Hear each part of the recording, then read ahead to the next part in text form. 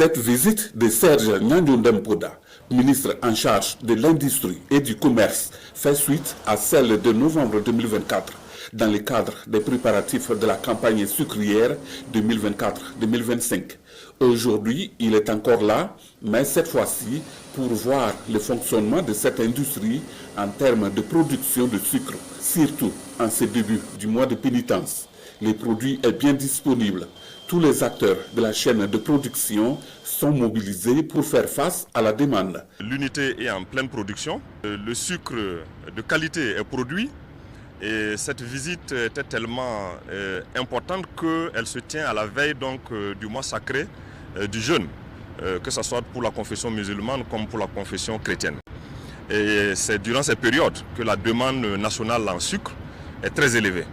Et donc nous avons, au détour de notre visite, donné les instructions fermes pour que la SN Sosico prenne des dispositions pour disponibiliser le sucre dans toutes les régions du Burkina Faso.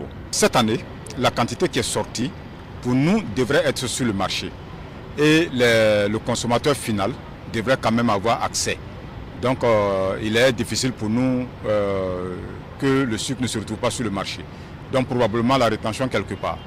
Voilà pourquoi les instructions qui ont été données, c'est que la Sosico prenne des dispositions pour voir comment est-ce qu'on peut trouver des boutiques témoins pour que le sucre soit disponibilisé afin que le consommateur final puisse avoir accès. Profitant de cette sortie, le ministre Poda donne un avertissement aux commerçants qui s'adonnent à des pratiques spéculatives durant le mois de carême.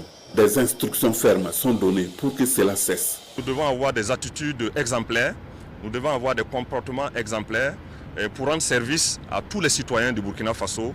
Ne pas retenir les stocks dans des magasins pour tout simplement faire de l'argent sur le dos des honnêtes citoyens.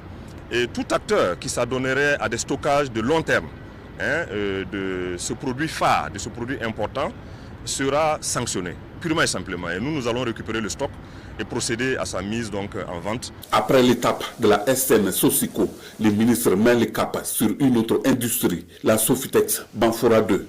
Il s'agit pour lui de relancer la production cotonnière qui est en baisse dans les cascades. Avec les instructions que nous avons reçues aujourd'hui du ministre et le président du gouvernement et l'engagement qui est le nôtre aujourd'hui à relever la production, je pense que les lendemains seront meilleurs. Et le personnel là, ici, complètement mobilisé pour relever ce défi qui est le retour à la production. Nous avons donné des instructions très fermes à la nouvelle direction générale de faire un audit intérieur pour comprendre toutes les causes du recul de performance de ce fleuron de notre économie et de trouver les solutions qui sied afin que la Sofitex retrouve sa place d'attente. Cette série de visites dans ces usines agroalimentaires et textiles à Banfora entre en droite ligne de la relance du secteur industriel burkinabé selon les visiteurs du jour. Il appartient donc à tout un chacun de jouer pleinement son rôle pour contribuer durablement à la souveraineté du Burkina Faso, une vision voulue par les premières autorités du pays, a-t-il ajouté.